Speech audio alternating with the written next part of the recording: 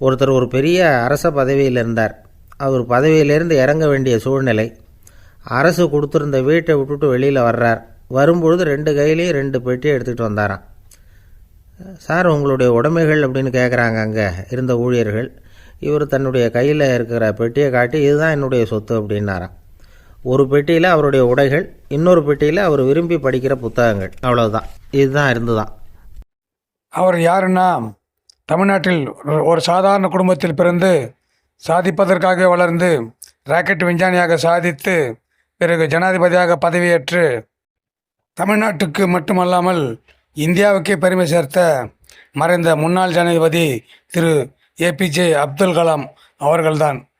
அவர் வாழும் காலத்தில் நாமும் வாழ்ந்தோம் என்பதில் பெருமை கொள்வோம். அடுத்து நல்லதொரு காணொலியில் சந்திக்கும் வரை உங்களிடமிருந்து விடைபெறுவது நான் உங்கள் புகழேந்தி. நன்றி, வணக்கம், வாழ்க வளமுடன்.